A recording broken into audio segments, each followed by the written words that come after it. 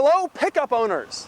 Have you ever walked out to your GMC Sierra and thought, I wish this truck had 300 less horsepower, and it was a Subaru? No? Well, Subaru has the truck for you.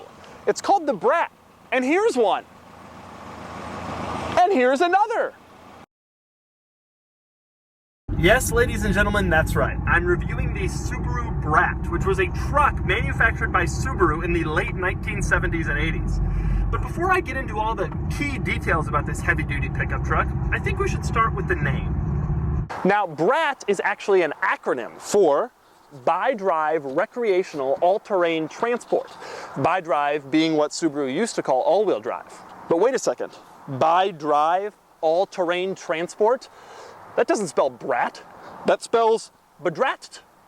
Before we get started with the bedratzt, let's explain exactly what it is. In the 70s, the pickup market was hot. Chevy, Mazda, Nissan, Toyota, they all had trucks. And Subaru wanted a truck too. The problem is, Subaru didn't quite have as much money as those companies on account of the fact that just a few years earlier, they were selling a microcar the size of a refrigerator. So what Subaru did was they took the rear end off an existing station wagon and voila, pickup truck. Only there was a problem. At the time and still today, there was a tariff on imported pickup trucks known as the chicken tax. To get around the tariff, Subaru installed seats in the bed facing backwards. In the eyes of the tax man, this transformed the bedratzt from a pickup truck to a nice family vehicle, and it meant Subaru didn't have to pay the tax. Now, I was going to give a review of these back seats, but unfortunately I can't. That's because the owner of this particular bedratzt, in order to get insurance, had to sign an affidavit with his insurance company promising that no one would ever ride in the bedratzt's death trap back seats. So instead, I'm going to show you a few things that I find a bit odd about the bedratzt. Like the air conditioning vent that inexplicably stretches across the entire passenger side of the dashboard. And the side step that provides easy access to the bed. And the pistol grips on the rear seats, which makes them look like ejector seats. And let's be honest, if you rolled over, they were. And this dainty little interior chime sound that sounds like it's trying to remind you, don't forget Tinkerbell. And the speedometer that optimistically went up to 120 miles per hour. And the four-wheel drive handle, which looks like it should be providing thrust to a Cessna. And the T-tops, which can increase the front seat occupant's danger to almost the same level as the rear seat's occupant's danger. And then there's the general look, which says, I'm a pickup too, I swear. Now let's talk engine. Like all manly pickups, the early bedratzt was powered by a 1.6-liter four-cylinder that made roughly 67 horsepower. Of course, Subaru quickly realized how underpowered this engine would make the bedratzt and fitted later models with a far more advanced 1.8-liter four-cylinder that made about 80 horsepower.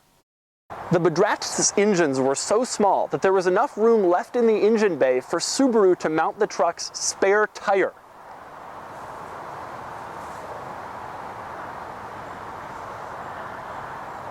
So how slow is the bedratzt?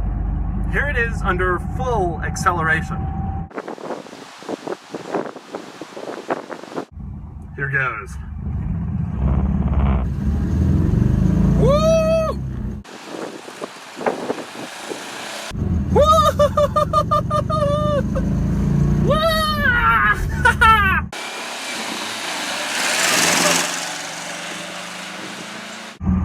30, that's 30.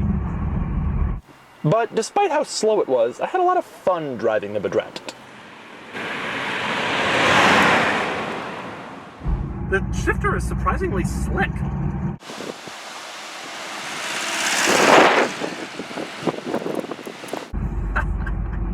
I love this thing. It's so old and little.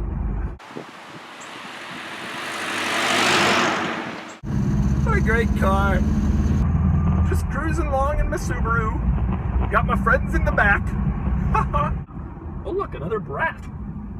What are the odds? After I finished having my fun with the bedratzt, it was time to give it back.